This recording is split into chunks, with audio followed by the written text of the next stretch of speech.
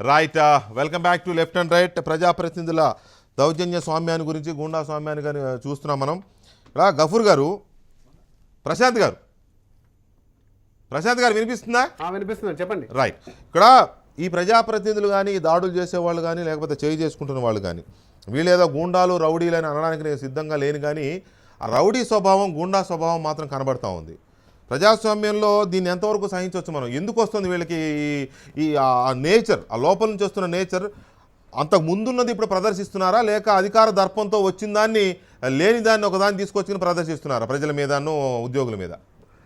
ఇందాక మీరు అన్నట్టు అహం అనేది ప్రతి మనిషికి ఉంటుందండి. అంటే ఒకసారి వచ్చినప్పుడు కోపం వస్తుంది, ఒక కోపంకి ఒక్కొక్కరు ఒక్కొక్కలాగా రియాక్ట్ అవుతారు.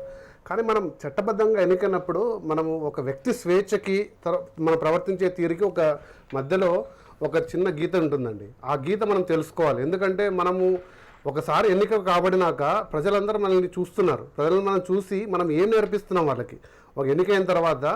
సో మనం ప్రవర్తించే తీరు మనం మార్చుకోవాలి. ఈరోజు చాలామంది మన నాయకులు మాట్లాడుతున్నారు. మేము చాలా గర్వపడతామండి. మా నాయకుడు జయప్రకాష్ నారాయణ గారు, ఆయన కూడా ఎమ్మెల్యేగా వర్క్ చేశారు. చూడండి, ఆయన మీద కూడా చాలామంది తిట్టారు. ఏ రోజు ఎక్కడ ఎప్పుడు ఎవరి మీద కోప్పడినట్టు కానీ, కనీసం చెయ్యెత్తినట్టు కానీ ఎటువంటి ఇది లేదు, మచ్చ లేకుండా ఆయన కూడా ప్రవర్తించారు. సో మనం గ్రైండ్ చెందాల్సిందంటే అందరూ యాక్సెప్ట్ చేయాలి. ఇప్పుడు మన ఈ విషయంలో నేను టీఆర్ఎస్ ఎమ్మెల్యే గారిని అభినందిస్తున్నాను. ప్రతి ఒక్కరు గురువిందలాగా కింద ఉండే మనం నలుపు చూసుకోకుండా, ప్రతి ఒక్కరు ఆ పార్టీ ఈ పార్టీని పాయింట్ చేయకుండా మనం ఈ వ్యవస్థను ఎలా మార్పు చేయాలి. తర్వాత లోక్సత్తా ఇంకొకటి ఏం కోరుతుందంటే, స్పీకర్ గారికి కూడా కొన్ని విచక్షణ అధికారాలు ఇవ్వాలి. అంటే ఇదేదో మన బడిలో పిల్లలు తప్పు చేస్తే మనం చూసుకుంటాం, బయటకు వెళ్ళిపోతే మాకు సంబంధం లేదన్నట్టు స్పీకర్ పరిధిలోకే వస్తారండి ఎమ్మెల్యేలు కానీ, ఎంపీలు కానీ. బయట ప్రవర్తించే తీరు కూడా వాళ్ళు బాధ్యత తీసుకోవాలి. ఖచ్చితంగా శిక్ష వేసే అధికారం స్పీకర్కి రావాలి. ఏదైతే మన జరుగుతుందో అటువంటి వచ్చిన రోజు ఖచ్చితంగా ఐ థింక్ కొంచెం మార్పు వస్తుందని ఆశిస్తున్నాం. రైట్. ఒక్క నిమిషం రాంబాబు గారు, సరే మీరు వేరే ఇది కాబట్టి పార్టీ నాయకత్వాలు ఏమీ స్పందించవా ఇలాంటి? అంటే ఒక పార్టీలో ఎమ్మెల్యేలు కానీ, లేకపోతే ఎమ్మెల్యేలు కాకపోయినా పార్టీ నాయకులు కానీ చాలామంది ఇలా బిహేవ్ చేస్తుంటే ప్రజల్లో చెడ్డ పేరు వారికి వస్తుంది, యాజ్ వెల్ యాజ్ పార్టీకి వస్తుంది, పార్టీ అధినేతలకు వస్తాయి, అందరికి వస్తాయి. ఇప్పుడు వైఎస్ఆర్ కాంగ్రెస్ పార్టీలో రాంబాబు ఏదైనా తప్పు చేశాడంటే సహజంగానే పార్టీకి జగన్మోహన్ రెడ్డి గారికి వస్తుంది. అట్లాగే ఇప్పుడు చింతమనేని ప్రభాకర్ గారి గురించి మనం ఎలా మాట్లాడుకుంటున్నాం, ముఖ్యమంత్రి గారు ఎందుకు పట్టించుకోవాలి అడుగుతున్నాం కదా. సో ఎందుకు పార్టీ నాయకత్వాలు పట్టించుకో, వాటికి బాధ్యత లేదా? ఇక్కడ ఖచ్చితంగా బాధ్యత ఉందండి. ఇక్కడ గమనించవలసినటువంటి సీరియస్ అంశం ఏమిటంటే, పోలీసు వ్యవస్థ కానీ, లేదా చట్టబద్ధంగా శిక్షించవలసిన వ్యవస్థ కానీ కరెక్ట్గా ఉన్నప్పుడు ఈ ప్రాబ్లం రాదండి. ఎప్పుడైతే ఇందాక నేను చెప్పానే, ఎప్పుడైతే తెలుగుదేశానికి సంబంధించిన వాళ్ళ మీద వచ్చిన ఆరోపణలు ఒక రకంగాను, ప్రతిపక్షంలో ఉన్న వారి మీద వచ్చిన ఆరోపణల మీద మరొక రకంగాను ఎప్పుడు పోలీస్ వ్యవస్థ ప్రవర్తిస్తుందో అప్పుడు ఈ ప్రాబ్లం వస్తుంది. ఏది వాస్తవమో ఏది అవాస్తవమో అర్థం కాదు.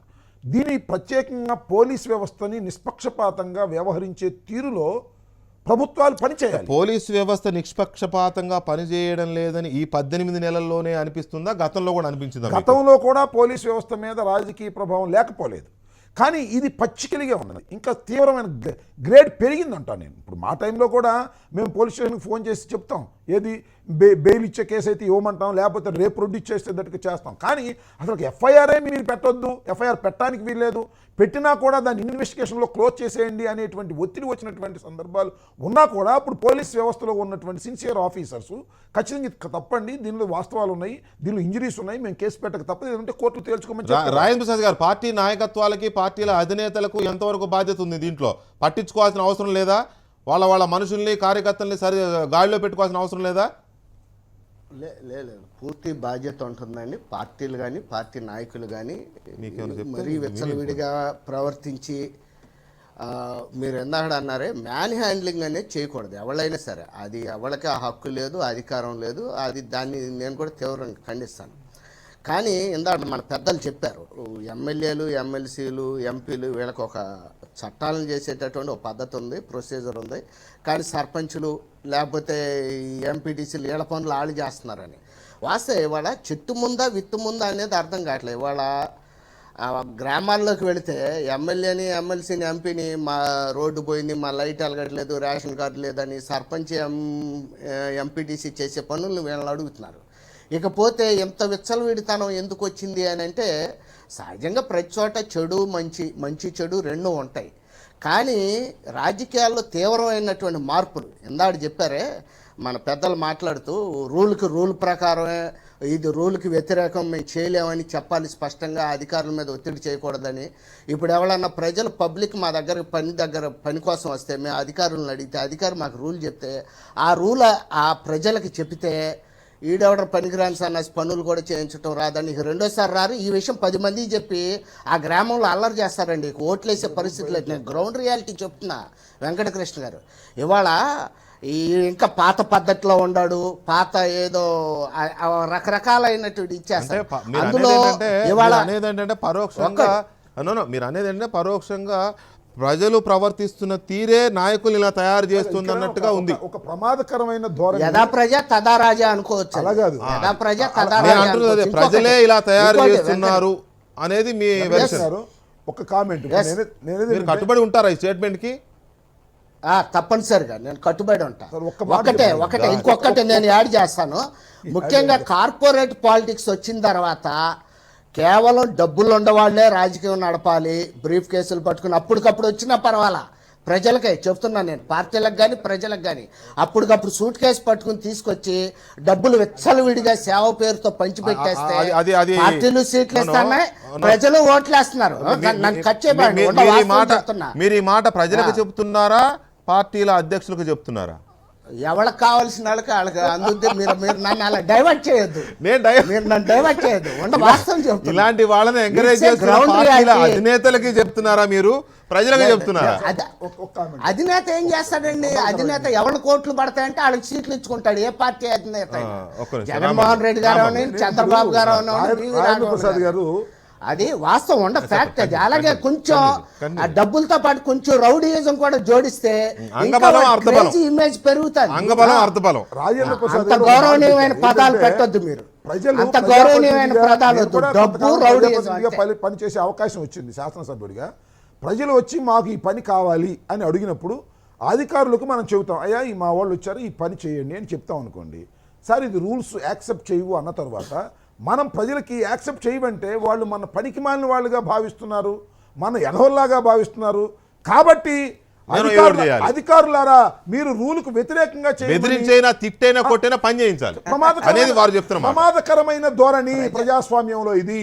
దీనివల్లే ప్రమాదం వస్తున్నది.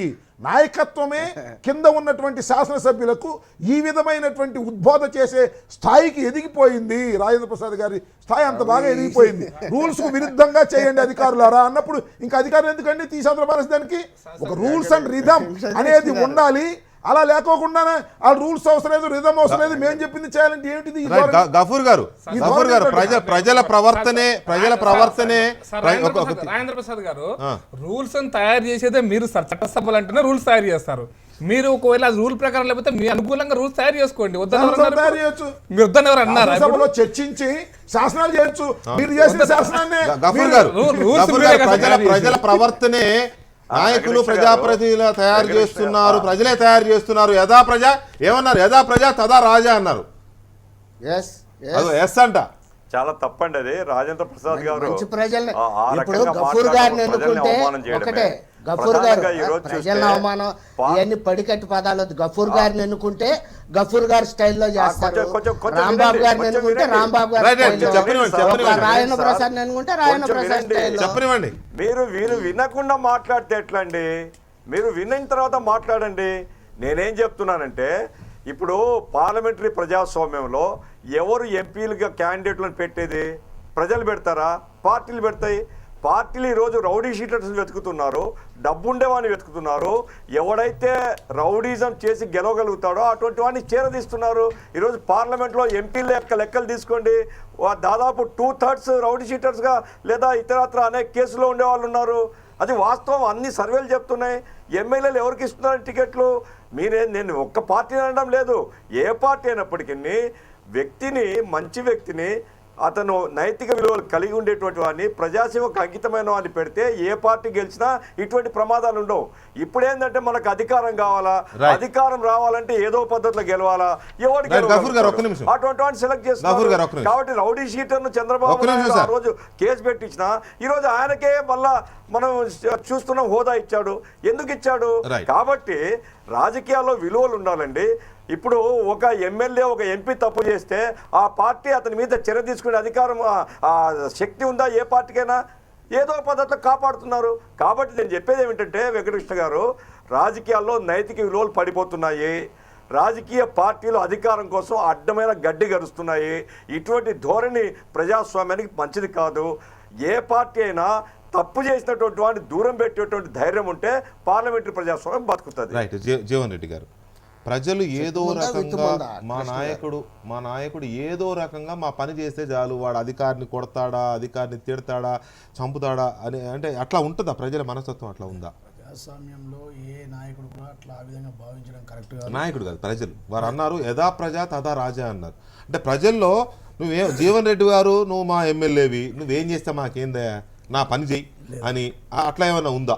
లేదండి, అట్లా చేస్తే అతి చేస్తే గతి లేకుండా పోతారు ఎవరైనా కానీ. ఇప్పుడు ప్రజాస్వామ్యంలో ఒకసారి అవకాశం ఇచ్చారు, అవకాశాన్ని మనం ఏ విధంగా వినియోగించుకోవాలో ఆ విధంగా వినియోగించుకొని ప్రజలకు సేవలో ఉంటే ప్రజలు గమనిస్తారు, మళ్ళీ ప్రజాస్వామ్యంలో తీర్పిస్తారు, మళ్ళీ గెలిపిస్తారు. కానీ ఇక అధికారం వచ్చింది కదా అడ్డగోలుగా ప్రవర్తిస్తా అతి చేస్తే గతి లేకుండా పోతారని చెప్పి నేను భావిస్తాను. కాబట్టి ప్రజాస్వామ్యం అని ఎవరైనా డెమోక్రసీని చేతిలోకి తీసుకోవద్దు సార్. ఎందుకంటే ఇది రాజుల పాలన కాదు. నేను ఏమంటున్నది, టీఆర్ఎస్ పార్టీ కానీ ఇతర నాయకులు కానీ ఎవరైనా కావచ్చు, ఒకవేళ ఎక్కడైనా డైరెక్ట్గా దాడులు జరిగితే కనుక, ఫిజికల్ దాడులు జరిగితే కనుక దాన్ని మేము తీవ్రంగా ఖండిస్తూ ఉన్నాం. అది ఏ పార్టీ నాయకులను కావచ్చు. ప్రజాస్వామ్యంలో అది తప్పుడు సంకేతాలు, అట్లాంటి సంకేతాలు ఇచ్చే విధంగా ప్రజాప్రతినిధులు ఉండద్దు. కానీ ఇక కొంతమంది ఒకరిద్దరు చేసిరని చెప్పి మొత్తం యావత్ ప్రజాప్రతినిధులు అదే లెక్కలకి తీసుకొని అదే విధంగా మాట్లాడడం కరెక్ట్ కాదు. రెండో విషయానికి వస్తే ఏంటంటే, అధికారులు కానీ ప్రజాప్రతినిధులు కానీ సమన్వయంగా మాట్లాడుకొని చేసుకోవాలి. ఒకవేళ అధికారులు తప్పు చేస్తే కూడా, ఒకవేళ అధికారులు ప్రభుత్వ పరంగా తప్పు చేసి ఉంటే వాళ్ళని ప్రభుత్వ పరంగా చర్యలు చేసుకునే విధంగా తీసుకోవాలి. ఒకవేళ ఇలా ప్రజాప్రతినిధి అని చెప్పి అధికారి మీద చేతేస్తే, తిరిగి ఒక అధికారి మన మీద చేతేస్తే అది ఏ విధంగా ఉంటుందో కూడా గమనించాల్సిన పరిస్థితి అవసరం ఉంది. మేమేమంటామంటే, ఇప్పుడు మా పార్టీ ఎమ్మెల్యేలు ఉన్నారనుకోండి, నేను వకాలతో పుచ్చుకొని మాట్లాడాల్సిన అవసరం లేదు. తప్పును తప్పే అనాలా. మనం ప్రజాస్వామ్యంలో అనడం లేదు కదా. మేమేమంటాం ఈ విషయంలో డిస్కషన్ ఇప్పుడు రాజేంద్ర ప్రసాద్ గారు వారి పార్టీ ఎమ్మెల్యేలు కాదు, మీ నాయకత్వాలే అనడం లేదు. అనకపోక సమర్థించిన పరిస్థితిలో ఉన్నాయి పార్టీ. రాజేంద్ర ప్రసాద్ గారు కానీ మా రాంబాబు గారు కానీ మాట్లాడుకున్న తీరెట్టుందంటే పార్టీల పరంగా మాట్లాడుకుంటున్నారు. మా పార్టీ నాయకుడు కరెక్ట్ అంటే మా పార్టీ నాయకుడు కరెక్ట్ అన్నట్టుగా మాట్లాడుతున్నారు. మేమేమంటామంటే, ఈ యొక్క డిస్కషన్లో మేము ప్రతినిత్యం మా నాయకుడి గురించి, మా ప్రభుత్వం గురించి ప్రతినిత్యం ప్రతిరోజు గంటలు కొట్లాడతాం టీవీలలో, మా పాలసీల మీద, మా విధి విధానం. కానీ ఇదేమవుతుందంటే, ఈ విషయానికి వచ్చేసరికి ప్రజాస్వామ్యంలో అధికారం ఉన్నదిగా అని చెప్పి విర్రవీగిపోయి ఎంత ఎదిగితే అంత ఒదిగి ఉండాలంటారు. అంటే ఎంత ఎత్తున అధికారం వస్తే అంత గొప్పగా ప్రజలకు సేవ చేసుకునే భాగస్వామ్యం కల్పించుకొని ముందడుకోవాలి. కానీ పాలమూరు జిల్లా పరిషత్ సమావేశంలో TRS MLA Guvvala Balaraju Congress MLA Rammohan రెడ్డిని చెంపపై కొట్టారు. సెప్టెంబర్ 4, 2015. వంగూరులో పెన్షన్ రావడం లేదని అడిగిన నేరానికి ఒక వికలాంగుడిపై గువ్వల బాలరాజు చేయి చేసుకున్నారు. November 28, 2015. Durgam Chinnaiah TRS MLA Bellampalli. Durgam Chinnaiah నీటిపారుదల శాఖ ఏఈ వీరేందర్పై చేయి చేసుకున్నారు. గోడకేసి కొట్టినట్టు కూడా వార్తలు వచ్చాయి. కానీ అధికారి చెప్పడానికి భయపడి మీడియాతో చెప్పలేదు. మిషన్ కాకతీయ పనులు మిషన్ కాకతీయ పనులకు బిల్లులు ఇవ్వడం లేదన్న కోపంతో ఇంటికి పిలిపించుకొని దాడి చేశారనేది ఆయన మీద ఉన్న ఆరోపణ. జరిగింది ఘటన. కొట్టారా లేదో, లోపల ఏం జరిగిందో నాకు తెలియదు. TRS MLA Sanjeevarao municipal engineer గోపాల్ను మున్సిపల్ కమిషనర్ ఛాంబర్కు పిలిచి మరీ బెదిరించారు. పిలిస్తే ఇంటికి రావా అంటూ ఆగ్రహం వ్యక్తం చేశారు. ఏనుగు రవీందర్ రెడ్డి ఎల్లారెడ్డి నిజామాబాద్ జిల్లాలో దళితుల భూములను చెరువు శిఖాన్ని ఆక్రమించుకోవడానికి ఖండించినందుకు టీఆర్ఎస్ ఎమ్మెల్యే ఏనుగు రవీందర్ రెడ్డి అనుచరులు ఎంఆర్పీఎస్ నేత మందకృష్ణ సిపిఎం నాయకులపై దౌర్జన్యానికి దిగారు. మదన్ లాల్ ఖమ్మం జిల్లాలో వైఎస్ఆర్ కాంగ్రెస్ పార్టీ నుంచి మీ పార్టీ కండువా కప్పుకున్న వైరా శాసనసభ్యుడు TRS MLA Madan Lal Konijerla MPTC Nagalakshmi భర్తను బెదిరించారు. దానికి సంబంధించిన ఆడియో సంభాషణలు సోషల్ మీడియాలో గిరగిరా తిరుగుతున్నాయి. బొడిగే శోభ చొప్పదండి శాసనసభ్యురాలు కరీంనగర్ జిల్లాలో టీఆర్ఎస్ ఎమ్మెల్యే బొడిగి శోభ కొడిమ్యాల ఎంఆర్ఓపై తీవ్ర ఆగ్రహాన్ని వ్యక్తం చేశారు. అగ్రవర్ణాల నేతల పర్యటనలో మాత్రమే ఎంఆర్ఓ పాల్గొంటున్నారంటూ ఆరోపణ చేశారు ఆయన పైన. టీడీపీ ఎమ్మెల్యే కుత్బుల్లాపూర్ వివేక్ తనపై దాడి చేశారని ఆయన సమీప బంధువు విశాల్ జీడిమెట్ల పిఎస్లో ఫిర్యాదు చేశారు ఒక స్థల వివాదంలో. అట్లా టీడీపీ ఎమ్మెల్యేలు కూడా ఉన్నాయి, కూడా చెప్తాను తర్వాత. చెప్పండి వీటికి. మేము ఏమంటుంటాం వెంకటకృష్ణ గారు, మీరు అన్నారు ఇప్పుడు మేము ఏమంటున్నాం అంటే ఎవరైనా ప్రజాస్వామ్యంలో ఫిజికల్ దాడికి దిగడం తప్పు అంటున్నాం. మరి వాళ్ళు అన్నారు కదా ఒక్కరి మీద కూడా కేసు ఎక్కడ ఫైల్ అవ్వలేదు, ఏ ఒక్కరి మీద కేసు ఫైల్ అదే అవ్వలేదు. చెప్తా ఉన్నా, అవన్నీ కూడా ఆరోపణ. టీడీపీని ఎలా విమర్శించాము, వైసీపీని ఎలా విమర్శించాము, కాంగ్రెస్ని ఎలా విమర్శించాము, ఒక్క కేసు చూపించండి నాకు. అవన్నీ కూడా సింగిల్ కేసు. మేము ఏమంటాం అవన్నీ ఆరోపణలుగానే ఉండిపోయినాయి. ఉండిపోతాయి అధికార పార్టీ కదా, ఆరోపణలుగానే ఉండిపోతాయి. ప్రశ్నించేవాడి మీద కేసులు పెడతారు. వెంకటకృష్ణ గారు చాలా స్పష్టంగా ప్రజాస్వామ్యంలో ఏ ప్రజాప్రతినిధి అయినా కానీ డైరెక్ట్ గా ఫిజికల్ దాడికి దిగడం తప్పుగా మేము మొదలే చెప్పినాం కదా. అంటే మేము ఏమంటాం అంటే ఇప్పుడు ప్రభుత్వం అంటే అక్కడ కేసులు ఉన్నవా లేవనే విషయాన్ని పక్కన పెడితే పక్కన పెడతారు.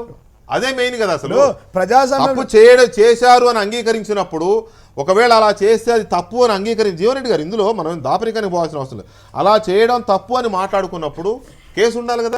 శిక్ష తర్వాత నాకైతే ఒక కేసు కూడా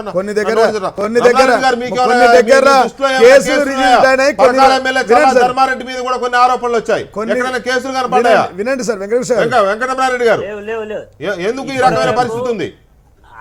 అధికార పార్టీ నాయకుల యొక్క వ్యవహారము చదివినోళ్ళే ఉన్నాయి. చదివినోళ్ళే మన జిల్లాలో కూడా చాలా, వరంగల్ జిల్లాలో చాలా మంది మీద ఉన్నాయి అభియోగాలు.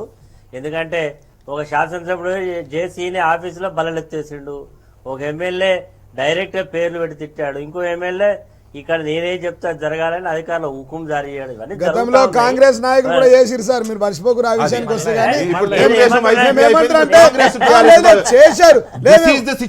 చెప్తా ఉన్నా వెంకటకృష్ణ గారు, నేను ఏమంటారంటే మా వెంకటరామ గారు చెప్తా ఉంటే తప్పుగా భావిస్తా ఉన్నామని చెప్పాను కదా, ఖండించట్లేదు.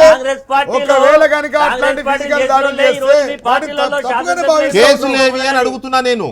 కొన్ని చట్టం ఎక్కడ పోయింది? రిపోర్ట్ తెప్పించుకోండి. చట్టం ఎక్కడ? ఇంత విశాలమైన రిపోర్ట్ తెప్పించుకోండి. ఇదే చల్లా ధర్మారెడ్డి గారు ఉప్పల్లో ఒక ఫంక్షన్ హాల్లో డబ్బులు పంచుతూ ఎలక్షన్ ఆఫీసర్లకు రెడీ హ్యాండెడ్ గా దొరికిపోతేనే కదా మీ పార్టీలో జరిగింది. మేడ్చల్ పోలీస్ స్టేషన్ లో కేసు ఏమైంది? ఎక్కడ పోయింది ఆ కేసు? ఇదే ధర్మారెడ్డి గారు. ఇప్పుడు ధర్మారెడ్డి కేసు రిజిస్టర్ చేసిన వరకు అక్కడ ఉంటుంది. దాని తర్వాత చట్టం తన పని తను చేసుకోపోతుంది కదా. ధర్మారెడ్డి గారు కానీ జీవన్ రెడ్డి గారు కానీ చట్టానికి చుట్టం కాదు కదా సార్. సార్ ఒక ఎగ్జాంపుల్, చట్టానికి చుట్టం కాదు కదా. కరీంనగర్ జిల్లాలో ఒక నిమిషం అన్న, కరీంనగర్ జిల్లాలో ఒక సర్పంచ్ ఎంఆర్ఓ ఆఫీస్కి పోయి మేడం ఎందుకు చేయట్లేదు, ఒక పెద్ద మనిషి దగ్గర ఎందుకు చేయట్లేదు సార్ మీరు ఈ పని అంటే, నా వర్క్ డిస్టర్బ్ చేయడానికి కేసు పెట్టారు. సర్పంచ్ మీద 10 కేసులు పెట్టారు ఇదే టీఆర్ఎస్ పార్టీ ఈ మధ్య కాలంలో. విజయబాబు గారు, ఒక్క కేసు కనిపించదు. అంటే ఏ పార్టీ అనేది ఎవరు అతీతులు కారు అని చెప్పడం కోసం ఈ లిస్ట్ నేను బయట పెడుతున్నా. ఎందుకు ఒక్కటంటే ఒక్క కేసు కనిపించదు? ఇదే మామూలు వాళ్ళు ఎవరైనా చేస్తే ఊరుకుంటారా? ఒక సామాన్య పౌరుడు ఎవరినైనా అడ్డుకున్నా, దాడి చేసినా, తిట్టినా కేసు పెట్టకుండా ఊరుకుంటారా? ఊరుకోరు. ఇందాక జీవన్ రెడ్డి గారు చెప్పినట్టు ఈ సబ్జెక్ట్ ఏంటంటే ఒక పార్టీకి కన్ఫైన్ అయిన ఒక అంశానికి కన్ఫైన్ అయింది కాదు. ప్రజాస్వామ్యం గుండాస్వామ్యంగా ఎలా మారిపోయింది, ఎందుకు వీళ్ళు ఈ రకంగా బిహేవ్ చేస్తున్నారు అనేది. సో ఇక్కడ మనం ఇందాక చెప్పుకున్నాం, చట్టసభల్లో క్రిమినల్స్కి స్థానం ఇవ్వటం వల్ల ఈ పరిస్థితి వస్తూ ఉంది. దీంట్లో ఏ పార్టీ వాళ్ళు కూడా అతీతులు కాదు.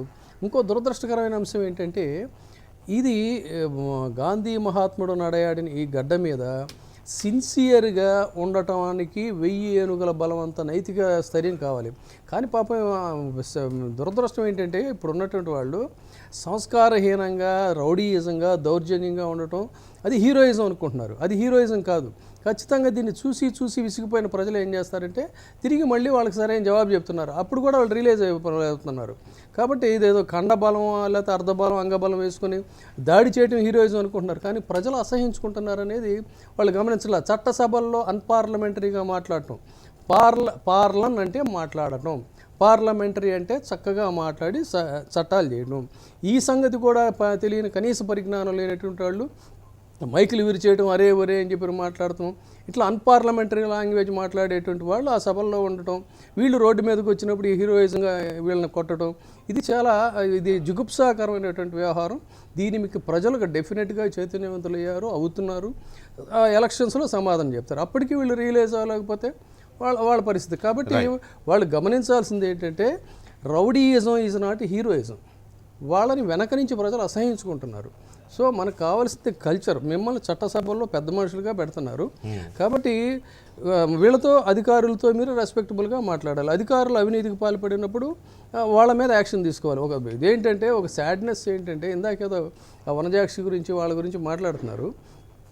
ఒక చిన్న అధికారిని మీద నిర్ణయం తీసుకోవడానికి ఏకంగా క్యాబినెట్ కూర్చొని అంతసేపు నిర్ణయం, ప్రజాధనం అండి క్యాబినెట్ సమావేశం అంటే it is a public money అంతసేపు కాదు అసలు కూర్చొని నిర్ణయం తీసుకోవాల్సిన అవసరం ఏంటంటే పోలీస్కి అప్పచెప్పి పోలీస్ ఆఫీస్ని ఎంక్వైరీ చేసి ఆ ఎంక్వైరీలో ఆ అమ్మాయి తప్పు చేసింది అనుకుంటే కేసు పెట్టడానికి క్యాబినెట్ కూర్చొని డిస్కస్ చేయాల్సినంత అవసరం ఏంటండి? అసలు ఎవరు పే చేస్తారండి ఈ డబ్బు? This is a public money. Right. Venkataramana Reddy గారు, తెలంగాణలో చాలా మంది ఎమ్మెల్యేలు అండి, దాదాపు ఒక 10-15 మంది ఎమ్మెల్యేల పేర్లు మన కళ్ళ ముందు కనపడుతుంటాయి. ఎందుకు ఈ రకంగా ఈ మధ్యన ఈ గడిచిన ఏడాదిన్నర కాలంలోనే ఇంత ఆగ్రహానికి ఆవేశానికి లోనవుతున్నారు ఎమ్మెల్యేలు? ఎందుకు? ఒకవైపు పొలిటికల్ కరప్షన్ లేదని ముఖ్యమంత్రి గారు చెప్తున్నారు. పొలిటికల్ కరప్షన్ లేదని వీళ్ళు అసహనానికి గురవుతున్నారా? కరప్షన్ చేయడానికి అవకాశం లేదని వీళ్ళు అసహనానికి గురవుతున్నారా? లేక అధికారం ఆ పెత్తనం చెలాయించడానికి ఆస్కారం లేకుండా పోయిందని అసహనానికి గురవుతున్నారా ఈ ఎమ్మెల్యేలు? ఈరోజు దురదృష్టవశాత్తు ఎమ్మెల్యేలు ఎన్నికైన తర్వాత నియోజకవర్గంలో రొటీన్గా జరగాల్సిన పనులను కూడా జరగకుండా, మా నోటీసులు చేయకుండా ఏ పని జరగకూడదు, మేము డైరెక్షన్ ఇస్తాం, మీరు యాక్ట్ చేయాలా, మేము ఎవరికి ఏం పని చెప్తామో గదే చేయాలా, వేరే పార్టీ అయితే అక్కడ ఫైల్ పక్కకు పెట్టాలా, అతన్ని ఇబ్బంది పెట్టాలనేటువంటి మరి పరిస్థితులు ఈ మధ్యకాలంలో చాలా స్పష్టంగా కనబడతా ఉన్నాయి. ఎవరైనా అధికారి ఇండిపెండెంట్ యాక్ట్ చేస్తే అతని మీద రియాక్షన్, అతన్ని ఈ రకంగా ఒత్తిడి చేసేటువంటి ప్రయత్నాలు జరుగుతూ ఉన్నాయి. అది ఈ మధ్యకాలంలో అధికారానికి కొత్తగా వచ్చిన తెలంగాణ రాష్ట్రంలో కొత్తగా పార్టీలో చేరిన వాళ్ళది ఎక్కువైపోయింది. ఇప్పుడు పాతగా ఉన్న వాళ్ళు మా జీవన్ రెడ్డి అట్లాంటి వాళ్ళు కొంత తక్కువ ఉన్నది, కానీ ఈ మధ్యకాలంలో పార్టీలు మారిన వాళ్ళది ఎక్కువగా జులుం ఎక్కువ నడిపిస్తూ ఉన్నారు. ఇది మంచి పద్ధతి కాదు.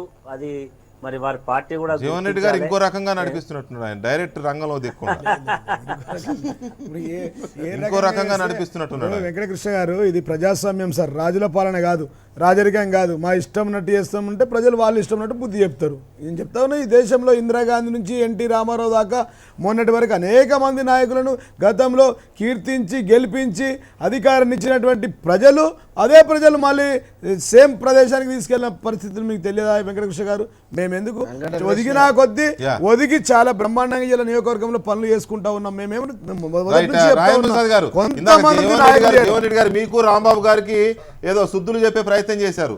ఇప్పుడు చూస్తే ఇప్పుడు వారిలో కూడా ఏదో ఒక రకమైన బాధ, మా వాళ్ళు కూడా ఇలా చేస్తున్నారా అని దాన్ని సమర్థించుకోలేని ఇబ్బందికరమైన పరిస్థితి.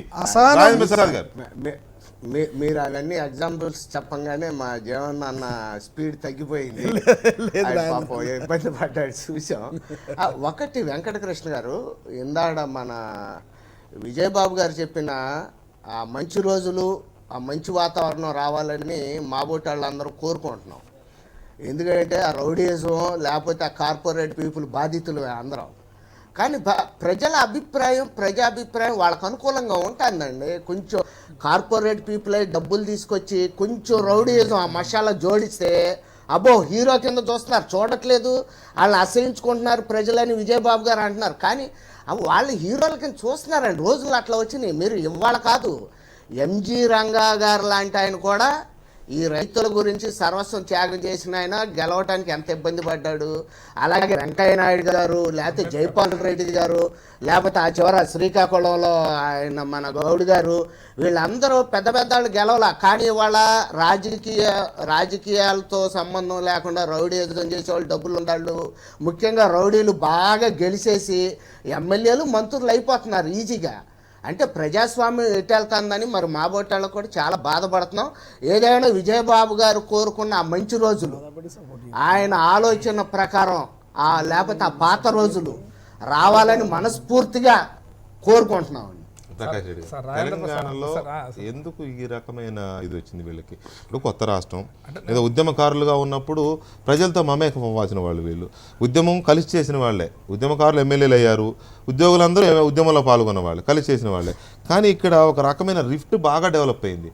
ఎందుకు వచ్చింది ఆ రిఫ్ట్? ఈ ఒకరు కాదు, చాలామంది ఇవి వస్తున్నాయి పై. సార్ ఇప్పుడు అందరూ చాలామంది సీనియర్ నాయకులు ఉన్నారు కాబట్టి ఒక క్వశ్చన్ చెప్పదలుచుకున్నాను సార్, ఒక పాయింట్ వాళ్ళ నాయకులకు చెప్పడానికి. సార్ పార్టీకి ప్రభుత్వానికి మధ్య లక్ష్మణరేఖ ఉండాలి సార్, ఉంటే ఇటువంటి సమస్యలు సగమన్నా మారుతాయనేటువంటి నా అభిప్రాయం సార్.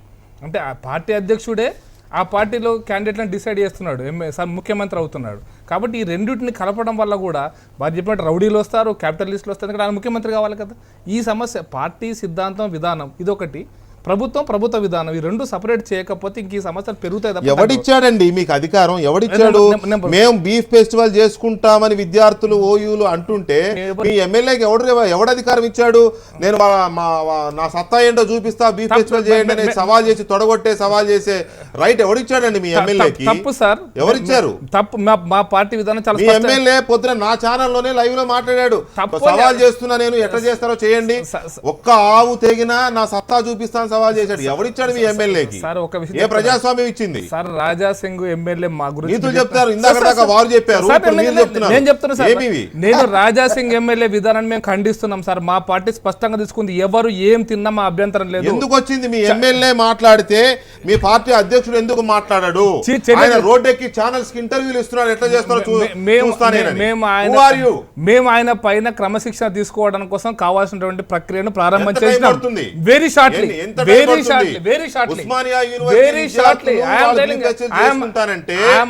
ఎట్లా చేస్తారో చూస్తాను సవాల్ చేసిన ఒక ఎమ్మెల్యేని పార్టీ నుంచి సస్పెండ్ చేయడానికి, బహిష్కరించడానికి ఎన్ని సంవత్సరాలు పడుతుంది?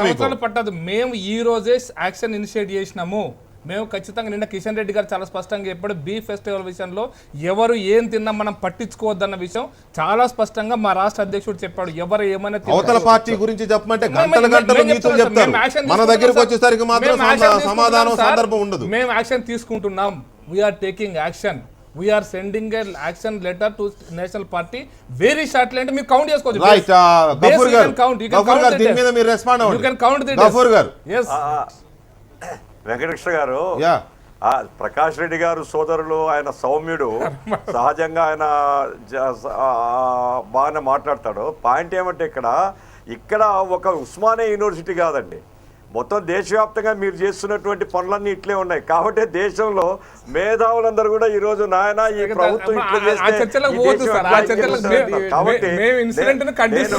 ప్రకాష్ రెడ్డి గారికి అభినందిస్తున్నా. ధైర్యంగా ఈ రోజు మేము యాక్షన్ తీసుకుంటామని చెప్తున్నారు. అన్నా ప్రకాష్ రెడ్డి అన్న, నేను అభినందిస్తున్నా మిమ్మల్ని. మీ యాక్షన్ ఏం తీసుకుంటారో చూద్దాము. గఫూర్ గారు, ఆయన ఈ చర్చలో తప్పించుకోవడానికి మాట్లాడుతున్నారు కానీ పార్టీ పరంగా ప్రకటన రాలేదు. ఇప్పుడే పార్టీ అధికార ప్రతినిధి కృష్ణసాగర్ రావు ఇచ్చిన స్టేట్మెంట్. ఒక మాట గఫూర్ గారు మీకే చెప్తున్నా, ఇప్పుడే పార్టీ అధికార ప్రతినిధి ఇచ్చిన మాట ఏంటంటే, ఆ ప్రకటన ఆయన వ్యక్తిగతమే తప్ప పార్టీకి ఎలాంటి సంబంధం లేదు. పార్టీలో ఇలాంటి ఇర్రెస్పాన్సిబుల్ స్టేట్మెంట్స్ మేము ఎప్పుడు ఎంకరేజ్ చేయము, పార్టీ డిసిప్లినరీ కమిటీ చూస్తుందని మాత్రం ఇప్పుడే జస్ట్ కొద్ది నిమిషాల క్రితం వచ్చింది. ఎన్ని సంవత్సరాలు పడుతుందండి? ఉస్మానియా విద్యార్థులు తొడగొట్టి సవాల్ చేసే ఎమ్మెల్యే మీద చర్య తీసుకోవడానికి సంవత్సరాలు పడుతుంది. అవసరం లేదు సార్, రోజులని చెప్పాను మీకు. సంవత్సరాలు నెంబర్ 1 నెంబర్ 2 ఒక ప్రకాష్ రెడ్డి గారు తీసుకోరు వాళ్ళు సార్. గఫూర్ గారు తీసుకోరు వాళ్ళు. రాజా సింగ్ ని టచ్ చేసే ధైర్యం బీజేపీకి ఉందా అనేది కూడా ప్రశ్నే. హైదరాబాద్ లో రాజా సింగ్ ని టచ్ చేసే ధైర్యం బీజేపీకి ఉందా అనేది కూడా ప్రశ్న. ఇంకొక ప్రశ్న అండి, చెప్పండి సార్. వెంకటకృష్ణ గారు, ఒక్క విషయం, ఎందుకంటే మనం ఒక పెద్ద విషయం మీద చర్చ జరుపుతున్నాం. దయచేసి నేను మీ ద్వారా ప్రభుత్వాలకు మనవి చేసేదేమంటే, ఈరోజు పోలీస్ వ్యవస్థను దిగజార్చి ఎమ్మెల్యే చేతిలో పెట్టేసినారండి. మొత్తం ఎస్ఐ పోస్టింగులు, సిఐ పోస్టింగులు, డిఎస్పీ పోస్టింగులు ఎప్పుడైతే ఎమ్మెల్యే చేతిలోకి వచ్చినాయో లా అండ్ ఆర్డర్ నాశనం అయిపోయింది. అధికారులు మామూలు ఒక రెవెన్యూ అధికారం ఇంకోటో కాదండి, మొత్తం లా అండ్ ఆర్డర్ శాంతి భద్రత నాశనం అయిపోయినాయి ఈ రాష్ట్రంలో. అందుకోసమే మీలాంటి ఎందుకంటే గఫూర్ కాస్త సామాజిక స్పందన ఉండేటువంటి వాళ్ళైనా ఈ విషయం మీద ఇంకొంత చర్చ ముందుకు తీసుకొని పోయి ముఖ్యమంత్రుల మీద ఒత్తిడి తీసుకుని రావాల్సినటువంటి అవసరం ఉందండి. డిబేట్లు ముఖ్యమంత్రుల దృష్టికి పోతాయని నేను అనుకుంటున్నా ఖచ్చితంగా. ఎందుకంటే అక్కడ ముఖ్యమంత్రి గారి ప్రతినిధి నా డిబేట్ లో ఉన్నారు, ఇక్కడ ముఖ్యమంత్రి గారి ప్రతినిధి నా డిబేట్ లో ఉన్నారు, కాబట్టి ఖచ్చితంగా వెళ్తాయని అనుకుందాం మనం. గఫూర్ గారు మీరు చెప్పినటువంటి అంశాల విషయంలో వెంకటకృష్ణ గారు ఒక రోజు 2 గంటల చర్చ పెట్టాడు, చాలా మంచి చర్చ పెట్టారు. అది ప్రజల్లోపటికి పోయింది. సబ్ రిజిస్టర్ ఆఫీసర్ ఎట్లా పనిచేస్తున్నాడు, పోలీస్ ఆఫీసర్ ఎట్లా పనిచేస్తున్నాడు, 2 గంటల పాటు చర్చ జరిగింది. చాలా మంచి చర్చ, ప్రజల్లోకి పోయింది ఆ చర్చ. రోజు చాలా మంచిగా పోయిన చర్చ వెంకటకృష్ణ గారే పెట్టారు, ఇదే ఛానల్లో పెట్టారు సార్ చర్చను. లెఫ్ట్ అండ్ రైట్ చర్చ ఓన్లీ ముఖ్యమంత్రులే కాదు ప్రధానమంత్రి దృష్టి కూడా పోతాయని మేము భావిస్తూ ఉన్నాం. అంత గొప్పగా మీరు మంచి సబ్జెక్ట్ తీసుకొని పెడుతున్నారు. దాంట్లో ఎట్లాంటి వినండి వెంకటేష్ గారు, దాంట్లో ఎట్లాంటి డౌట్ లేదు సార్. మాకు పొగడతలు అవసరం లేదు సార్. మేము ప్రజాప్రతినిధులు, మేము వారిని పొగడవలసిన అవసరం లేదు మాకు. ఒకటి, గౌరవనీయులు ప్రకాష్ రెడ్డి గారు చాలా మంచిగా రెస్పాన్స్ అయ్యారు.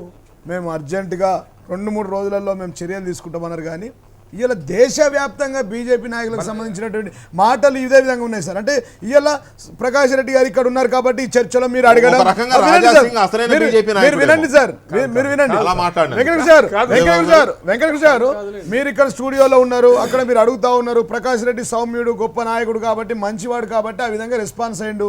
ప్రజాస్వామ్యంలో ఇట్లా చెప్పడం తప్పు అని చెప్పి భావించి మేము చర్యలు తీసుకుంటామని చెప్పింది. కానీ దేశవ్యాప్తంగా సార్, రాజాసింగ్ నుంచి సాక్షి మహారాజ్ వరకు, నిన్నగాక మొన్న కర్ణాటక ప్రభుత్వంలో ఏమన్నారండి, ఒకవేళ బీఫ్ తింటే ఆ ముఖ్యమంత్రి వాస్తవంగా మాటలు సార్, ఎంతమంది మీద క్రమశిక్షణ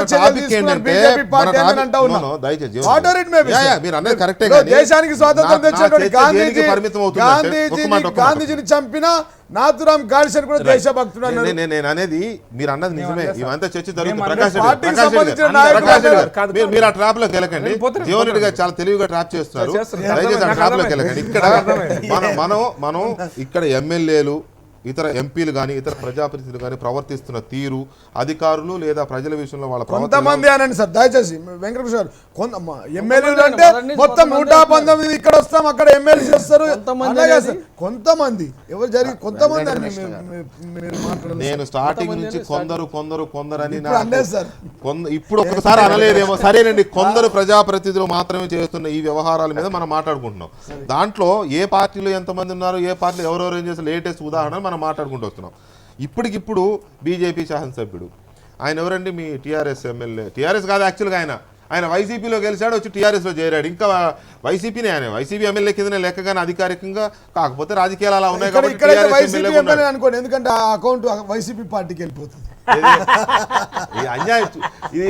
అంటే ఇక్కడ నెగిటివ్ కార్యక్రమాలు కాబట్టి వైసీపీ ఎమ్మెల్యేగా మాట్లాడాలి ఆయన్ని, టీఆర్ఎస్ ఎమ్మెల్యే అంటున్నారు కదా మరి వైసీపీ అని. మీరు ఆయన లెఫ్ట్ అండ్ రైట్ లో మీరు అంటున్నారు కాబట్టి మీరు అనుకోండి బాగానే ఉంటుందని మేము అంటున్నాం. అంటే మీ అకౌంట్లోనే ఉన్నాడు కాబట్టి మీ పార్టీలోకి రాలేదని ఒక ఎంపీటీసీ భర్తను బెదిరిస్తాడు ఆయన ఫోన్ చేసి.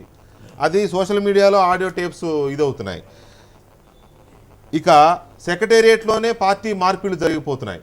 సెక్రటేరియట్లో ఓకే, పార్టీలు మారడం అది చట్టబద్ధమా, చట్టానికి వ్యతిరేకమా, నైతికమా, అనైతికమా, వీటి గురించి ఒక పార్టీతో గెలిచి ఇంకో పార్టీలో మారడం ఇదంతా చర్చ జరుగుతుంది. అది మంచో చెడు ఎవరికి అర్థం కాని పరిస్థితి. మారడం మంచి అనేవాళ్ళు కొంతమంది ఉన్నారు, చెడు అనేవాళ్ళు కొంతమంది ఉన్నారు. ఇదొక ఇదైతే ఇక అది ఏ స్థాయికి వెళ్ళిపోయిందంటే ఏకంగా సెక్రటేరియట్లే పార్టీ మార్పులకు వేదికగా మారిపోతున్న పరిస్థితి. అంటే ఇలా కొత్తగా మాట్లాడతలేం సార్, దయచేసి మీరు అర్థం చేసుకోవాలి. తెలంగాణ రాష్ట్రం వచ్చి 18 నెలల్లోనే పార్టీ ఫిరాయింపులు అనే కొత్తగా కార్యక్రమం చాలైందని మీరు భావిస్తే తప్పదు. నేను కాదనలేదు, నేను ఆ మాట అనలేదు, పార్టీ ఫిరాయింపులు మీరు మాత్రమే చేయించారని నేను అనలేదు. అన్ని పార్టీలు గతం నుంచి జరుగుతోంది, కంటిన్యూ అవుతోంది. ఇక్కడ ఇది ఏ స్థాయికి వెళుతుందంటే ఎమ్మెల్యేల బెదిరింపులు, ఎమ్మెల్యేల ఈసడింపులు, ఎమ్మెల్యేల దౌర్జన్యాలు, రౌడీయిజం, గూండాయిజం, వీటి నుంచి ఇక అధికారికంగా సెక్రటేరియట్లే పార్టీల వేదికలుగా మారిపోతున్నాయి అనేది మన కళ్ళ ముందు కనబడుతున్న వాస్తవం. రమణారెడ్డి గారు ప్లీజ్ రెస్పాండ్. ఇది దురదృష్టకరమైన సంఘటన.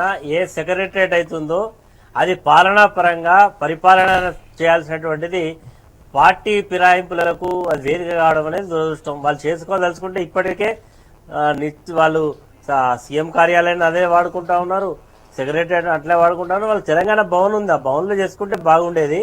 ఈరోజు అది చేయడం అనేది మరి ఒక రాంగ్ సిగ్నల్ ఇచ్చేటువంటి పరిస్థితిలో ఉన్నది. ఏది ఏమైనా ఈరోజు మీరు చేపట్టినటువంటి చర్చ భవిష్యత్తులో ప్రజాప్రతినిధులు వారు ఉండాల్సినటువంటి మరి ఒక ప్రజలు మాకు ఇచ్చినటువంటి అవకాశాన్ని అందరికీ మార్గదర్శకంగా ఉండాల్సిన పద్ధతిలో ఉంటే బాగుంటుందని నా అభిప్రాయం. అధికారులు కూడా, అంటే నేను ఎందుకు చెప్తా ఉన్నానంటే అధికారులు కూడా కొంత చేయాల్సిన పని వారు సక్రమంగా చేసి వీరు చేయాలి. ఎవరు కూడా దాడుల వైపు పోకుండా సక్రమ మార్గంలో పోయి ప్రజాస్వామ్య విలువలు కాపాడే విధంగా ఉండాలి. ఇది ప్రజాస్వామ్యాన్ని కాపాడాల్సిన బాధ్యత ప్రజాప్రతినిధుల మీద మొదటి బాధ్యతగా ఉంటుంది కాబట్టి ఆ రకంగా ఉండాలి. ఒకరితో ఏలెత్తి చూపించుకునే పద్ధతిలో ఉండకూడదని నా అభిప్రాయం. ఎందుకు ఈ రకం? అంటే ఇప్పుడు ఒకటి సార్, ఫిరాయింపుల గురించి ప్రశ్నిస్తే అది ఎవరికైనా బాధగానే ఉంది. ఎందుకంటే గతంలో చేశారు కాబట్టి. నిజంగానే నేను కాదంటే సార్, నేను కాదంటే దయచేసి మా పార్టీలోని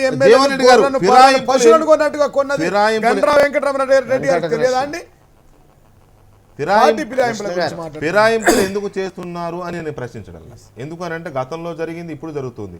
అంటే తెలిసి తప్పు చేస్తున్నారు, అందరూ చేస్తున్నారు. ఇక అందరూ చేస్తున్నారు కానీ తప్పు ఒప్పైపోతుంది. అలా అయిపోయింది వ్యవస్థ. సార్ గతంలో ఫిరాయింపులు వేరు సార్, ఇప్పుడు జరుగుతున్నాయి. పార్టీ నుంచి వస్తున్న operation for the development sir, మా అభివృద్ధిని చూసి బంగారు తెలంగాణ వైపు మేము వెళ్తున్నామని చూసి, మా పథకాలను చూసి, మా సకల జనులకు లబ్ధి చేకూరే విధంగా ఏ విధంగా అయితే ఈ ప్రభుత్వం ముందడికి పోతుందో, ఒకవైపు సాగునీరు, మరొక వైపు తాగునీరు, ఒకవైపు ప్రజా సంక్షేమం, మరొక వైపు అభివృద్ధిని చూసి వస్తూ ఉంటే వెంకటకృష్ణ గారు బైబిల్లో 15వ అధ్యాయం 4వ వచనం చెప్తా, చాలా చాలా చక్కగా చెప్తా ఉంటుంది. అందులో ఏమంటదంటే, ప్రజాప్రతినిధులు నేను విమర్శించట్లేదు, దారి తప్పిన వారికి తోవ ఇవ్వడం మన ధర్మం అని చెప్పి స్వయంగా బైబిల్లో ఉన్నది సార్. 15వ అధ్యాయం 5వ వచనం తెలియజేస్తూ ఉంది. కాబట్టి దాంట్లో ఏమంటారు, దారి తప్పిన గొర్రెలకు బాట చూపాలనేది ఉంది. కానీ ఇక్కడ మేమేమంటాం, దారి తప్పిన ప్రజలు ఎవరైనా ప్రజాప్రతినిధులు గతంలో తెలంగాణ ఉద్యమంలో పాల్గొనటువంటి నాయకులు ఇవాళ బంగారు తెలంగాణలో భాగస్వామ్యం అయిదాం, కనీసం గతంలో లేము ఇప్పుడు పంచుకుందామని వస్తూ ఉన్నారు వెంకటకృష్ణ గారు. దాని గురించి కూడా వెంకటకృష్ణ గారు ఇక విమర్శించాలా? దారి తప్పిన ఆ ప్రజాప్రతినిధులు గొర్రెలతో పోల్చిన మీరు, గొర్రెలతో పోల్చలేదండి, తప్పు. మళ్ళీ చెప్పాను నేను, సారీ టు సే, అలా కాదు మీరు అట్లా అనడం నేను మొదలే చెప్పాను. అది నేను చెప్పిన మాట కాదు సార్. మీరు బైబిల్లో చూడండి, బైబిల్లో చూస్తే ఆ మాట ఉంది, ఇప్పుడు కాదు కదా. బైబిల్ ఎప్పుడు వచ్చిందండి? నేను చెప్తా ఉన్నా, మేము ఒక మాట ఇంకో మాట చెప్తా ఉన్నాం. ఈ ప్రజాప్రతినిధుల విషయానికి వస్తే మా అన్న కూడా చెప్తా ఉన్నారు, లెఫ్ట్ అండ్ రైట్ లో వెంకటేశ్వర స్పీచ్ లా కనబడుతుందా మేము మాట్లాడేది? మీకు మీరు ప్రజాప్రతినిధులు ఎట్లన్నా ఇట్లాంటి కార్యక్రమాలు చేస్తే మీ లెఫ్ట్ అండ్ రైట్ కార్యక్రమంలో లెఫ్ట్ తీసుకుంటారు, రైట్ తీసుకుంటున్నారు. ఇంకా చాలా తగ్గిపోతాయని చెప్పి మేము భావిస్తూ ఉన్నాం. ఇట్లాంటి సంఘటనలు జరగద్దు, జరిగిన సంఘటనలు మేము ఖండిస్తా ఉన్నాం. రైట్, రాజేంద్ర ప్రసాద్ గారు చెప్పండి. జీవన్ రెడ్డి గారు చాలా బాగా సమర్థించుకున్నారు దాన్ని. అయితే ఇక్కడ నేను అడిగింది పార్టీ ఫిరాయింపుల గురించి నేను ప్రశ్నించలేదు వారిని. ఫిరాయింపులకు వేదికలు ఎక్కడెక్కడ పెట్టుకుంటున్నారు అనే దాని మీద. సరే, ఫిరాయింపులు చేసేస్తున్నారు. పార్టీ కార్యాలయాల్లో జరగాల్సిన ఈ రాజశేఖర రెడ్డి గారి హయాంలో క్యాంప్ ఆఫీసులకు వచ్చాయి. ఆ క్యాంప్ ఆఫీసులు కాస్త ఇప్పుడు సెక్రటరీకి వచ్చేసాయి, డైరెక్ట్గా సెక్రటరీకి వచ్చేసాయి. సో దీన్ని మనం ఎలా చూడాలి అంటే, ఈ అధికార దుర్వినియోగం అందామా, లేకపోతే అధికారంలో ఉన్న వాళ్ళు ఏం చేసినా చెల్లుతుందందామా తెలియదు. కానీ ఎమ్మెల్యేల దౌర్జన్యాల దగ్గర నుంచి చివరికి పార్టీ ఫిరాయింపుల వరకు ఒక్కొక్కటి అలా వచ్చేస్తున్నాయి. దీన్ని ఎలా చూడాలి మనం? అసలు పార్టీ ఫిరాయించడం అనేది ఒక అనైతిక కార్యక్రమం. ఆ అనైతిక కార్యక్రమాన్ని అక్కడ చేస్తే మంచిది, ఎక్కడ చేస్తే మంచిది కాదని చెప్పుకోవటంలో అది చేసే ఆ పాపం పని ఎక్కడ చేసిన ఒకటి. దాన్ని అందంగా మా జీవన్ రెడ్డి గారు చెప్తున్నారు, బీటీ బ్యాచ్ అంటే తెలంగాణ బ్యాచ్. అదే అన్న బీటీ బ్యాచ్, డెవలప్మెంట్ అన్న. నేను బీటీ బ్యాచ్ కాదు సార్ అన్న. యూటీ బ్యాచ్ ఏమో ఉద్యమ తెలంగాణ బ్యాచ్, బీటీ బ్యాచ్ ఏమో బంగారు తెలంగాణ. అంటే ఉద్యమం అయిపోయిన తర్వాత ప్రభుత్వం వచ్చిన తర్వాత బ్యాచ్. అది మీరే బ్యాచ్ మరి మీరు యూటీ బ్యాచ్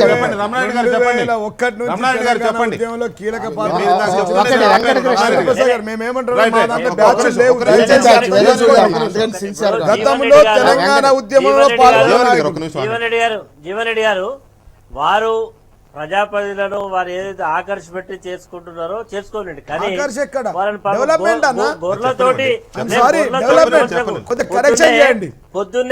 పొద్దున్నే ఒక మన ఇద్దరం ఒకటే ఛానల్లో నాకు ఫోన్లు వచ్చినాయి 10 ఫోన్లు.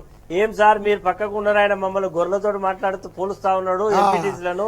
ఈ తప్పుడు ప్రచారాలు అన్నా నిన్న మొన్న వరంగల్లో తప్పుడు ప్రచారాలు చేసి ఏమైందన్నా 4,59,000 మెజార్టీతో మీకు డిపాజిట్ నేనెందుకు మాట్లాడతా ప్రజాప్రతినిధులను గొర్రెల్లా గానీ బైబిల్లో ఏముందో వచనం చదివినా కావాలంటే మీరు ఇంటికి పోయిన తర్వాత 15వ అధ్యాయం 5వ వచనం చూడండి, అది ఉన్నదా లేదా. నా సొంత కవిత్వం కాదు, అది బైబిల్లో ఉన్నమాట. చెప్పండి అన్న, చెప్పండి. దీనికి అన్వయించారు మీరు. ఒక్క నిమిషం బ్రదర్, ఒక్క నిమిషం. మీరు మంచి ఉద్దేశంతో వాళ్ళను దారి తప్పినటువంటి ప్రజాప్రతినిధులు మీ పార్టీలో తెచ్చుకుంటా అని తెచ్చుకో, కానీ దారి తప్పిన వాళ్ళేం కాదు. ఒక పార్టీ గుర్తుల మీద పోటీ చేశారు, పంచాయతీ రాజ్ చట్టంలో కూడా ప్రజలు ఓట్లేశారు, ఆ పార్టీ గుర్తుల మీద ఓట్లేశారు. పార్టీ ఫిరాయింపుల చట్టం స్థానిక సంస్థలకు ఉన్నది, శాసనసభ్యులకు ఉన్నది, శాసన మండలి సభ్యులకు ఉన్నది, ప్రజాప్రతినిధులందరికీ కూడా చట్టం ఉంది. ఆ చట్టాన్ని గౌరవించాల్సిన బాధ్యత మీ మీద ఉన్నది, మీకంటే ఎక్కువ ముఖ్యమంత్రి మీద ఉన్నది, నిన్న కండువాలు గడిపినటువంటి మంత్రి గారి మీద ఉన్నది. అంత మరి ఉన్న తర్వాత మీరు ఈ సమర్థించుకోవడానికి మరి మా గొర్రెలు తాడి చెప్పిన గొర్రెలు మా దాంట్లోకి ప్రజాప్రతినిధి అనలేదు. బైబిల్లో ఏముందో అన్న. నేను ఇంకో మాట కూడా చెప్తా ఉన్నా. మా గండ్ర వెంకటరమణారెడ్డి గారు చాలా సార్లు మాట్లాడుతూ ఉన్నారు. గడిచిన వారం రోజుల నుంచి నేను చెప్తా ఉన్నా. అంటే తెలంగాణ రాష్ట్రం వచ్చిన తర్వాత రాజ్యాంగం మారిందా, స్పీకర్ అధికారాలు మారినాయా, హైకోర్టు సుప్రీంకోర్టు జ్యూరిడిక్షన్ మారిందా, ఏదో కొత్తగా మేము రాగానే ఏదో కొత్తగా జరిగిపోయింది తెలంగాణ రాష్ట్రం వచ్చిన తర్వాతనే దీనికి కర్త కర్మ క్రియ అంటున్నారు. అసలు పార్టీ ఫిరాయింపులకు కర్త కర్మ క్రియ ఎవరైనా ఉంటే అది కేవలం కాంగ్రెస్ పార్టీ అన్న. ఇట్లాంటి సంస్కృతిని ప్రారంభించింది మీదే, అంతం కూడా మీతోనే అయిపోయింది, మా దగ్గర లేదు. Only operation for the development అని చెప్తున్నాం.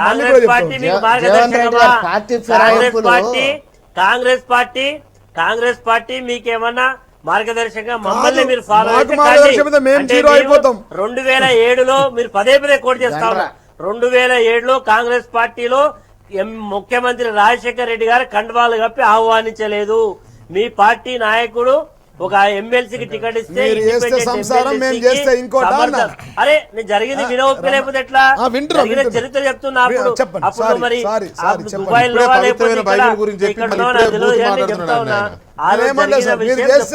సంసారమా మేము చేస్తే ఇంకోట బూతులు ఏం మాట్లాడలేదు. నేను స్టూడియోలో పక్కన అన్నని అడుగుతున్నా.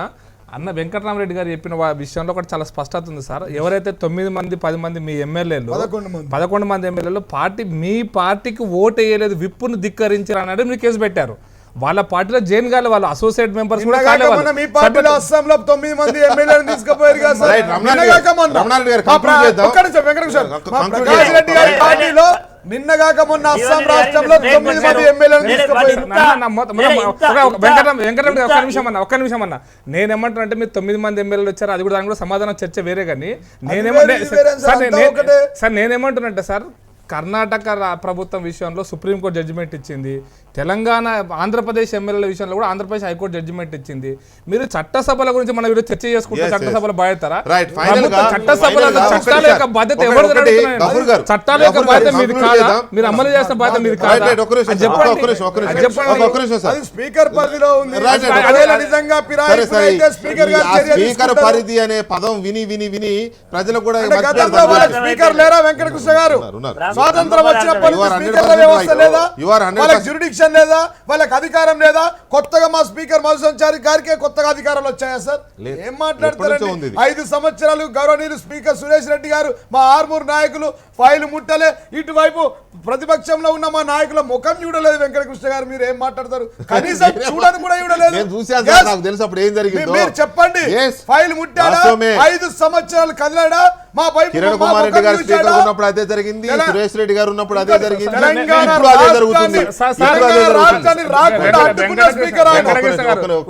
ఒక్క పాయింట్ చెప్తాను సార్. సురేష్ రెడ్డి గారి నుంచి కామెంట్ చేస్తున్నారు. సురేష్ రెడ్డి గారు ముఖ్యమంత్రి ఒక రికార్డు ఇస్తాను సార్. స్పీకర్ ఉన్నప్పుడు 5 సంవత్సరాలలో రాజశేఖర రెడ్డి గారు 256 గంటలు మాట్లాడితే చంద్రబాబు నాయుడు గారు 235 గంటలు మాట్లాడారు సార్. మీరు మన ప్రతిపక్ష నాయకుడికి అంత అవకాశం ఇచ్చారు కిషోర్ రెడ్డి గారు, Right. ఇంకా మీరే చేశారు Right, okay, okay, మనం conclude చేద్దాం. ప్రకాష్ గారు, leave it. తెలంగాణ ఉద్యమాన్ని అడ్డుకునే విధంగా, ఆపే విధంగా, ఉద్యమాన్ని మంటలో కలిపే విధంగా మా ఎమ్మెల్యేలను కొట్టే ఆ ఫైల్ నాపాడు. Right. ఈ ఎమ్మెల్యేలతో Okay. వచ్చేది పోయేది లేదు. ఆ రోజు కనుక తెలంగాణ చెప్పండి. ఉద్యమం మట్టి గారు రమణారెడ్డి గారు చెప్పండి. తెలంగాణ రాష్ట్రంలో మనం రమణారెడ్డి గారు, మాట్లాడుకుంటున్నాం. రమణారెడ్డి గారు ఎంత చెప్పండి. గట్టిగా మాట్లాడినా, తెలంగాణ ఎంత గట్టిగా రాష్ట్రంలో ఈ మాట్లాడినా, సినిమా ఉండకపోతుండే సార్. జీవన్ రెడ్డి గారు ఎంత అమాయక గట్టిగా రాష్ట్రంలో మాట్లాడినా వారు చేసింది రాజ్యాంగ ఉల్లంఘన, వారు చేస్తున్నది చట్టాలను అగౌరవపరచడము. వారు ఇంత ధైర్యంగా ఒక ఎమ్మెల్యేలను తీసుకొని పార్టీ సభ్యుడు కాని వ్యక్తిని మంత్రి చేసి ఈ స్పీకర్ గారు చెప్తారు, స్పీకర్ గారి కార్యాలయానికి ఎమ్మెల్యేకు రాజీనామా చేసిండే చేయలేదని చెప్తారు. మరి చేయనటువంటి వ్యక్తిని వీళ్ళ ముఖ్యమంత్రి గారు ఎట్లా మరి మంత్రి చేస్తాడు, గవర్నర్ గారు ఎట్లా పిలుస్తారు? ఇంత ధైర్యంగా రాజ్యాంగ ఉల్లంఘన జరుగుతా ఉంటే మరి ఈ రోజు వారు సమర్థించుకోవడం సరి అయినది కాదు. కోడ్ చేస్తూ వారు తప్పించుకోలేరు. కాంగ్రెస్ పార్టీ మార్గదర్శకం అని చెప్తాను. కాంగ్రెస్ పార్టీ 9 మంది ఎమ్మెల్యేలను పార్టీ ఆ రోజు రాజీనామా చేసిన తర్వాత మాత్రమే పార్టీలోకి ఆహ్వానించడం తప్ప వారిని ఎప్పుడు కూడా అసోసియేట్ మెంబర్లు కూడా తీసుకోలేని విషయాన్ని గుర్తు చేస్తాను. ఓకే కంక్లూడ్ చేద్దాం. రమణారెడ్డి గారు, ఒక్క నిమిషం, ఒక చిన్న ఇన్ఫర్మేషన్ ఇచ్చి కంక్లూడ్ చేస్తాను. ఒక్క నిమిషం రమణారెడ్డి గారు, 2 నిమిషాల్లో కంక్లూడ్ చేస్తాను. ఒకసారి ఈ కేసులకు సంబంధించి ఒక నివేదిక ఉంది. తెలంగాణ 119 మంది శాసనసభ్యులో 63 మందికి నేర చరిత్ర ఉన్నట్టుగా ఈ నివేదిక. టీఆర్ఎస్ నుంచి 40 మంది, తెలుగుదేశం నుంచి 9 మంది, కాంగ్రెస్ నుంచి 6, బీజేపీ నుంచి 2, ఎంఐఎం నుంచి 3, ఇతరు ఇండిపెండెంట్గా ఉన్న వాళ్ళలో 3 నేర చరిత్ర గల ఎమ్మెల్యేలుగా ఈ నివేదిక చెప్తోంది. ఒక్క నిమిషం సార్, ఒక్క నిమిషం, మీరు ఆగండి, జస్ట్ వెయిట్, మొత్తం అయ్యేదాకా ఆగండి. ఆంధ్రప్రదేశ్లో 175 మంది ఎమ్మెల్యేల్లో 82 మందికి నేర చరిత్ర ఉన్నట్టుగా నివేదిక చెప్తోంది. టీడీపీ నుంచి 52 మంది, I think you satisfied now. TDP నుంచి 52 మంది కదా, మీకు కావాల్సింది అదే కదా. టీడీపీ నుంచి 52 మంది, వైసీపీ నుంచి 29 మంది, ఇండిపెండెంట్లో 1 ఉన్నట్టుగా ఈ నివేదిక చెప్తోంది. ఇక ఎంపీల విషయానికి వస్తే తెలంగాణ ఎంపీల్లో 8 మందికి, సీమాంధ్రలో 11 మందికి నేర చరిత్ర ఉన్నట్టుగా చెప్తోంది. తెలంగాణలోని మేయర్లు, డిప్యూటీ మేయర్లు, జిల్లా పరిషత్ చైర్మన్లు, మున్సిపల్ చైర్మన్లు, వైస్ చైర్మన్లు 18 పైన కేసులున్నాయి, 18 మంది పైన. ఆంధ్రప్రదేశ్లో ఇదే పదవుల్లో ఉన్న వారి మీద 16 మంది పైన కేసులున్నాయి. సో ఇది ఓవరాల్గా నేర చరిత్ర అంటే అందరూ మర్డర్లు చేశారని కాదండి. ఏదో ఒక సందర్భంలో ఇగో ఇలాంటివి ఇప్పుడు దాకా మనం చర్చించిన బెదిరింపులో, లేకపోతే హూంకరింపులో, లేకపోతే గద్దింపులో, అసాల్ట్లో ఫిజికల్ అసాల్ట్ అనేది మాటల ద్వారా, చేష్టల ద్వారా బెదిరించినా కూడా లీగల్గా అది క్రైమ్ అవుతుంది. సో ఇకనైనా ఏంటంటే ఇక్కడ పొలిటికల్ పార్టీస్ ఇదవ్వాల్సింది, వాళ్ళు ప్రజాప్రతినిధులుగా ఎన్నికైన తర్వాత వాళ్ళకి కొన్ని శిక్షణా శిబిరాలలో శిక్షణ ఇవ్వాలి. ఏంటి ప్రజాప్రతినిధులు అంటే ఏంటి, వాళ్ళ రూల్స్ ఏంటి, వాళ్ళ ఎథిక్స్ ఏంటి, వాళ్ళు ఎలా నడుచుకోవాలి, వీటి మీద కొంత ప్రివిలేజెస్ ఏంటి, వీటన్నిటి మీద కూడా వాళ్ళకి శిక్షణ ఇచ్చినట్టయితే నేను కోరుకున్నది ఇందాక సోదరుడు రాజేంద్ర ప్రసాద్ చెప్పాడు. యాక్చువల్గా ఇవాళ మనం గతంలో గాంధీ గురించి ఇప్పటికీ చెప్పుకుంటున్నాం. నిన్న మొన్నటి దాకా అబ్దుల్ కలాం ఆయన ఇదైతే అబ్దుల్ కలాం గురించి మనం రోల్ మోడల్గా వాళ్ళు చెప్పుకుంటున్నాం. అనేక మంది చట్టసభలకు వస్తున్నారు, పోతున్నారు, చెత్తపొట్లో కలిసిపోతున్నారు, వాళ్ళ పేర్లు లేవే. మరి వాళ్ళ ఎందుకని అబ్దుల్ కలాం గురించి చెప్పండి. ఈ నివేదిక నేను చెప్పిన నివేదిక మీద మీరు ఏదో చెప్తాను, చెప్పండి. ఇప్పుడు మన విజయబాబు గారు చెప్పారు, నిజమే. ఇప్పుడు అబ్దుల్ కలాం గారు కానివ్వండి, లేకపోతే వెంకయ్య నాయుడు గారు కానివ్వండి, లేకపోతే మన ఎన్జి రంగా గారు కానివ్వండి, లేకపోతే మన లక్ష్మీ శ్రీకాకుళం వీళ్ళందరూ, సుందరయ్య గారు కానివ్వండి, వీళ్ళంతా ఓల్డ్ జనరేషన్. ఇప్పుడు వాళ్ళందరూ వచ్చి ఇప్పుడు ఎన్నికల్లో నుంచుంటే ఓట్లు పడే పరిస్థితి కూడా కనపడట్లా. ఇప్పుడు ఉన్నంత న్యూ జనరేషన్. విజయబాబు గారు, మీరు కైండ్లీ ఒక్కసారి వెంకటకృష్ణ గారు, విజయబాబు గారు మాతో వస్తే మేము ఊళ్ళమ్మటో గ్రామాలమ్మటి తిరిగేటప్పుడు తిరుగుతారు. కానీ మీకంటే ఈ ఊళ్ళు గ్రామాలు సందులో నాకు ఎక్కువ తెలుసు అన్న సంగతి మీకు కూడా తెలుసు. నాకు ఎక్కువ తెలుసు. ప్రతి గల్లీ పూర్వం కాదు, పూర్వమైనా ఇప్పుడైనా మీరు ఒక జిల్లా తిరుగుతున్నారు, 2 రాష్ట్రాల్లో ఉన్న ప్రతి జిల్లా నేను తిరుగుతున్నా. పొలిటికల్ యాంగిల్ చూడమన్నా మీకు అన్ని తెలుసు, నేను ఒప్పుకోండి. పొలిటికల్ యాంగిల్ వేరు, జర్నలిస్ట్ యాంగిల్ వేరు. ఈ నివేదిక వాస్తవానికి దగ్గర ఉందండి అది. ఎందుకంటే వాస్తవ పరిస్థితులు అవి. పార్లమెంట్ లో ఇప్పటికే నివేదికలు వచ్చాయి. పార్లమెంట్ లో కూడా నేర చరిత్ర ఉండేవాళ్ళు చాలా ఎక్కువ మంది ఎన్నికైనారు. ఇప్పుడు పార్టీలు జాగ్రత్తగా ఉండాలి. నేను ప్రజలకు కూడా మనవి చేసేదేమంటే, ఒకవేళ పార్టీలు తమ అధికార దాహంతో నేర చరిత్ర కలిగిన వాళ్ళని ఉంటే వాళ్ళని కనుక పెడితే తిరస్కరించాల్సినటువంటి బాధ్యత, ఆ చైతన్యం కూడా ప్రజల్లో రావాలి. అటువంటి చైతన్యాన్ని తెప్పించేటువంటి పని మనం చేయాలి. అది నంబర్ 1 అండి.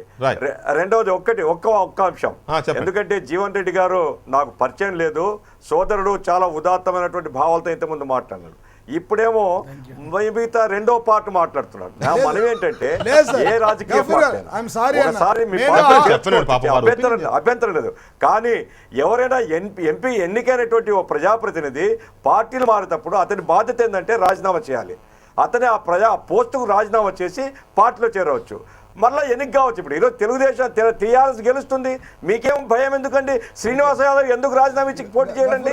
ఎప్పుడైతే అనైతికమైనటువంటి పద్ధతిలో మన దిగజారుతామో, మనకు నీతులు చెప్పే అధికారం, నీతులు చెప్పే హక్కు మనకు ఉండదు.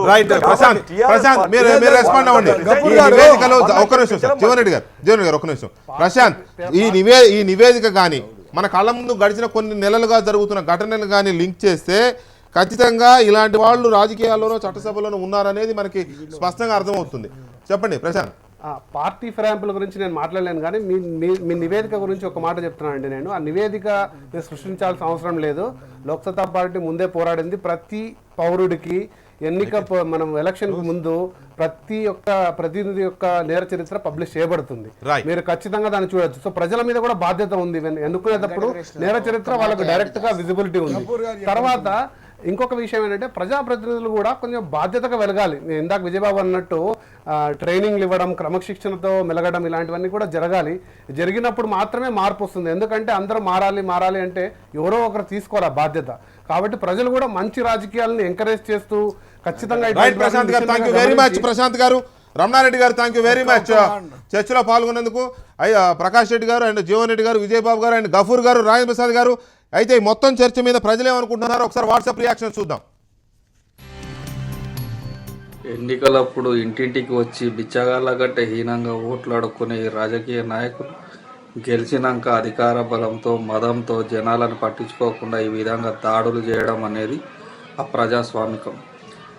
అందుకే ఇప్పుడు జరిగే ఏ బై ఎలక్షన్లో కూడా నోటా అనేది నొక్కి వీళ్ళ కడుపుల మీద కొట్టాలని చెప్పి జనాలందరినీ నేను కోరుకుంటున్నాను. గత రాజకీయాల్లో ఈ రాజకీయాల్లో పోల్చినప్పుడు గతంలో వ్యాపార వ్యవస్థలో కాంట్రాక్టులు డైరెక్ట్గా ప్రభుత్వం రాజకీయాల్లో ఉండకపోయారు. ఇప్పుడు వాళ్ళ ఆస్వాసులు సంపాదించుకోవడం కోసం రాజకీయాల్లో చేరి ఓట్లను ఉండడం ద్వారా ప్రజాప్రతినిధులు ఎన్నుకుంటున్నారు. కాబట్టి అలాంటి జోక్యం తప్పదు. పదవి వచ్చిన తర్వాత ఇంకా అధికార దాహం, అధికార మదంతో చాలా వరకు ప్రతినిధులు దూకుడుగానే వ్యవహరిస్తారు. వాళ్ళను తప్పుడు మార్గంలో నడిచినప్పుడు రికాల్ చేసే అధికారం ప్రజలకు ఉంటే బాగుంటుందని భావిస్తున్నాం. ఈ రాష్ట్రానికి 3 శాఖల మంత్రిగా ఉన్న ఈ రాష్ట్ర మంత్రి ఇలా గూండాయిజం చేయడం సమర్థమని ఏ రాజకీయ నాయకుడైనా, సామాన్య ప్రజడైనా చెప్తారా? ఇంజనీర్కి ఒక క్వాలిఫికేషన్ ఉంటుంది, డాక్టర్స్కి ఒక క్వాలిఫికేషన్ ఉంటుంది, కానీ రాజకీయవేత్తలకి ఏ క్వాలిఫికేషన్ లేని వాడు ఎమ్మెల్యే, ఎంపీ, ఎమ్మెల్సీలో ఈ దౌర్భాగ్యమైన దేశంలో రాణిస్తుంటే ఈ పేద ప్రజానీకం బాగుపడతారా? ఇప్పుడు బాగుపడుతుంది భారతదేశం. రైట్, అది కొంతమంది ప్రజాప్రతినిధుల విపరీత ప్రవర్తన, విచ్చలవిడి ప్రవర్తనకు సంబంధించి ప్రజల రియాక్షన్ అది. మళ్ళీ లేపటి లెఫ్ట్ అండ్ రైట్లో కలుద్దాం. Thank you very much. Good night.